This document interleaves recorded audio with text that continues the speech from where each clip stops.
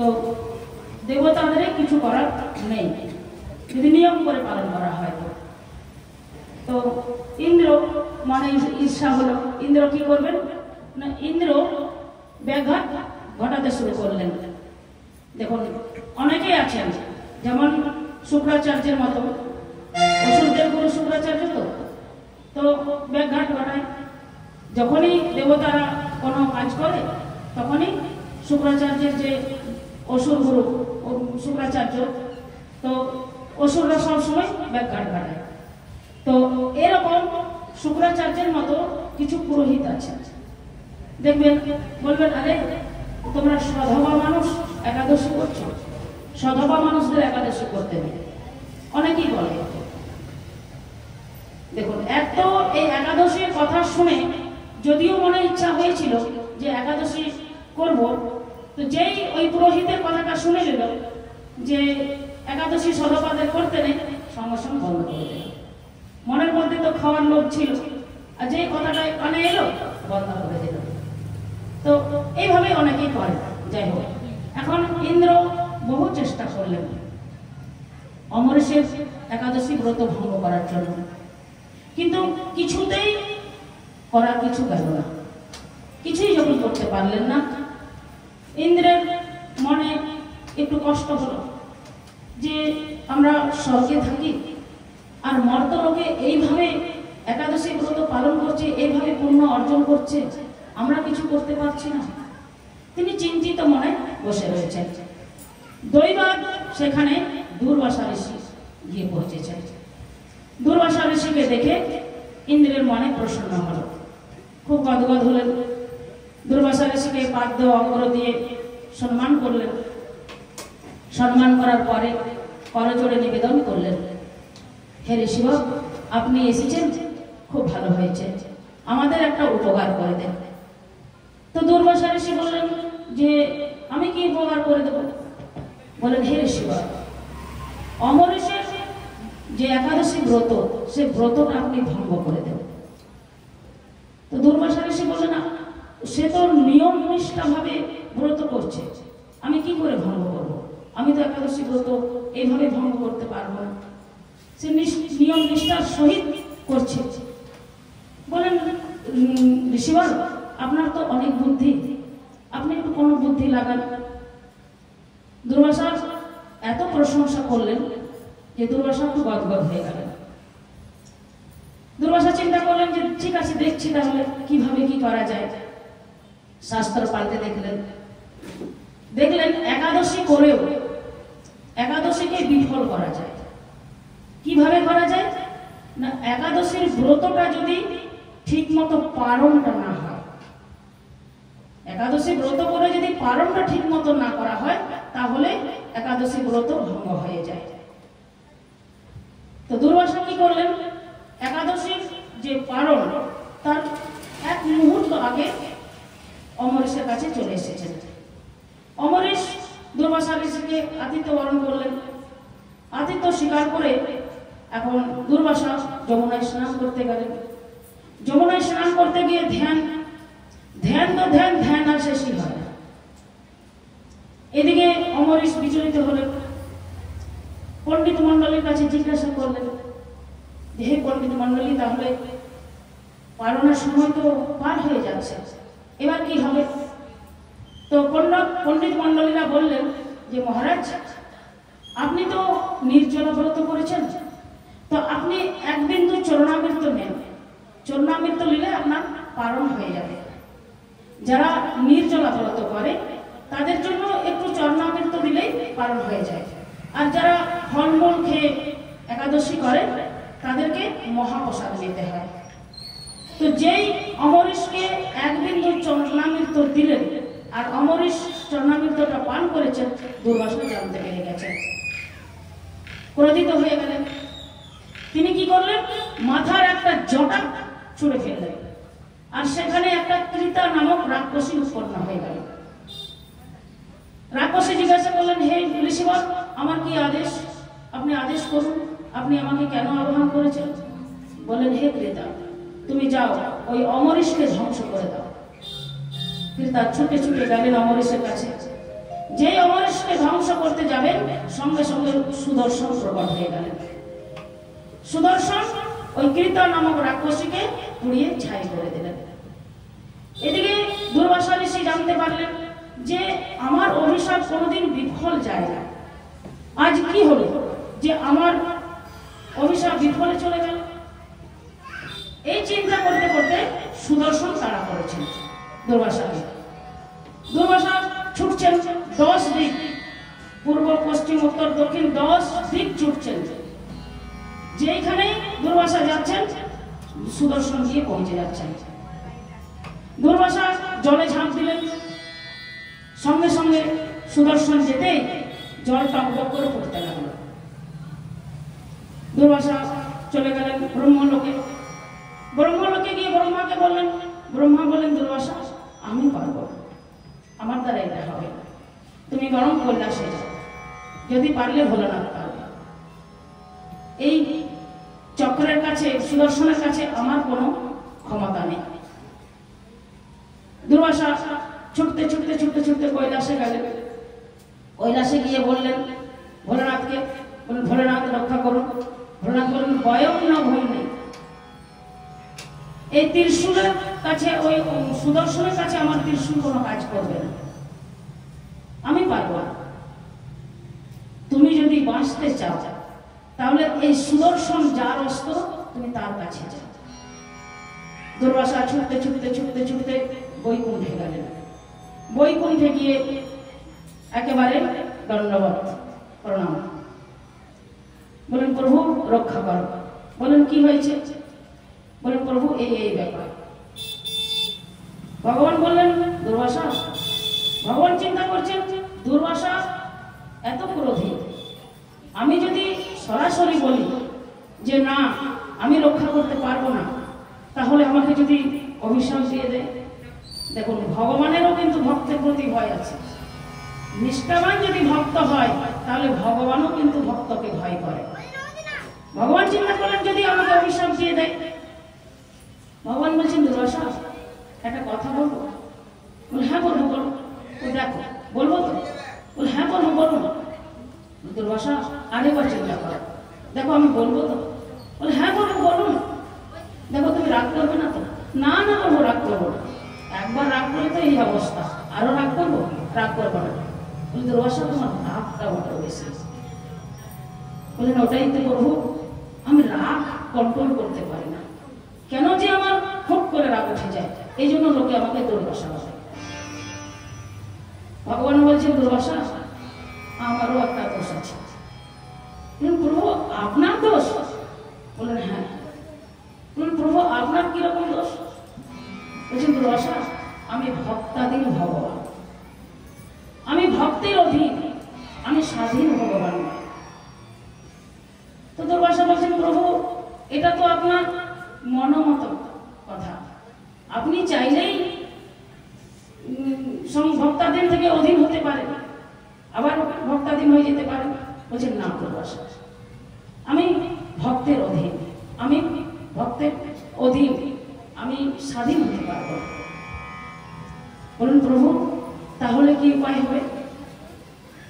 বলেন অমরে দুর্বাসা তুমি যদি বাঁচতে চাও তাহলে যার চরণে তুমি অপরাধ করেছ তুমি তার কাছে গিয়ে যাও, ক্ষমা চাও। বলুন প্রভু আমি একজন এত বড় তপস্বী, এত বড় একজন ঋষি, আর আমি একজন গৃহস্থের কাছে ক্ষমা চাইব? বলেন দুর্বাসা যার যত আমার প্রতি নিষ্ঠা ভক্তি সে তত বড় সাধু। তুমি তো অমরেশকে মারতে গিয়েছিলে, অমরেশের এত বড় দায়িত্ব, তার রাজত্ব এত বড় রাজ্যের তার দায়িত্ব, কিন্তু অমরেশ সেখান থেকে এক পাও নড়েনি। আর তুমি নিজেকে রক্ষা করার জন্য 10 দিক ছুটে বেড়ালে, ব্রহ্মলোকে গেলে, কৈলাসে গেলে, সমুদ্রে গেলে, শেষমেশ আমার কাছে এসে পৌঁছেছো। তোমার আমার প্রতি আস্থা বিশ্বাস ছিল না? তুমি আমাকে বিশ্বাস করতে পারতে না যে আমি তোমাকে ওইখানেই রক্ষা করব? তো যে যত বড় সাধু, আমার প্রতি যার যত বিশ্বাস সে তত বড় সাপ। দুর্বাসা বুঝে গেলেন ভগবানের কি কথা। দুর্বাসা শেষমেশ অমরেশের কাছে গেলেন। অমরেশের কাছে গিয়ে ক্ষমা চাইবেন কি অমরেশেই দুর্বাসার কাছে ক্ষমা চাইবেন। বলেন, হে ঋষিবর, আমার জন্য একজন কীটের জন্য আপনি এত কষ্ট করলেন। আমি যদি না থাকতাম তাহলে আপনার এত কষ্ট হতো না। আমি অধম, আপনি আমাকে ক্ষমা করুন। অমরেশী ক্ষমা চাইলেন। ক্ষমা চেয়ে দুর্বাসাকে ভোজন করালেন। অমরেশ ভোজন করলেন। এইভাবে 1000 বছর ছোটাছুটি করলেন। দুর্বাসা 1000 বছর ছোটাছুটি করে শেষে অমরেশের কাছে এলেন। অমরেশের কাছে ভোজন করে দুর্বাসা বলছেন যে, অমরেশ, এতদিন আমি বৈষ্ণবের মহিমা শুনেছিলাম, আজকে প্রত্যক্ষ করলাম। অমাননীয় মানবীন কীর্তনিয়া হয়। আজ আমি প্রত্যক্ষ করলাম, আমি উদাত্ত কণ্ঠে এই বৈষ্ণব মহিমা কীর্তন করে নিজেকে ধন্য করব। এই অমরেশ এইভাবে 1000 বছর ছোটাছুটি করলেন। বলেন, আমি মুক্ত দণ্ডে বৈষ্ণব মহিমা কীর্তন করে নিজেকে পবিত্র করব।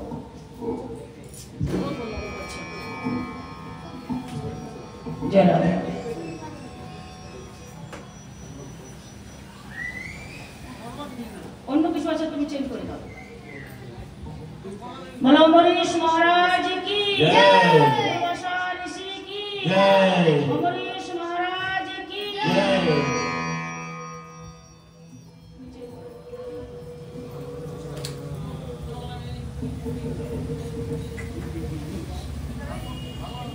তাহলে এই একাদশীর মহিমা সবাই বুঝলেন তো? তাহলে এরপরে সবাই একাদশী করবেন। কবে আছে একাদশীটা যেন? কবে আছে একাদশী? শুক্রবার।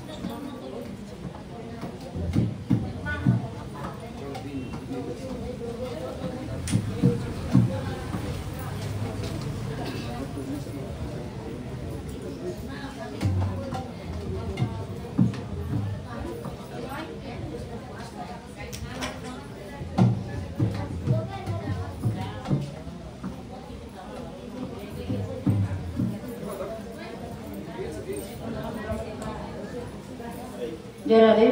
तेरा नाम कौन? Rama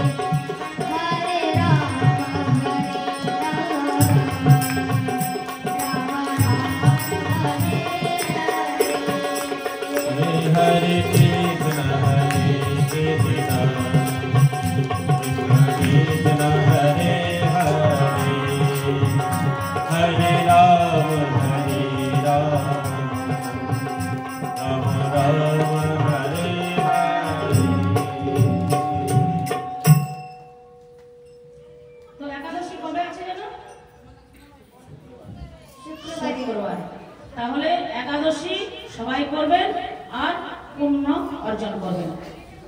আর একা করবেন না, সবাইকে নিয়ে একাদশী করবেন। আর যদি সবাই না করে তাহলে কি করবেন জানেন? আমি আপনাদেরকে একটা কৌশল শিখিয়ে দিচ্ছি। যদি বাড়ির লোক একাদশী না করে, ভালোভাবে বলবেন যে কালকে একাদশী আছে, অন্ন রান্না করব না। যদি ফলমূল আহার খেয়ে থাকে তাহলে তো খুবই ভালো। আর যদি বলে যে না আমরা অন্ন খাবো, তাহলে সকালে উঠে, একাদশীর দিনে সকালে উঠে এমন একটা গন্ডগোল পাকাবেন, এমন গন্ডগোল পাকাবেন যে ভাতের হাঁড়ি বসাবই নাকি। সারাদিন এইভাবে রাগ চলবে, সারাদিন রাত রাগ চলবে, তারপর পরের দিনে গিয়ে রাগটা ভাঙবে।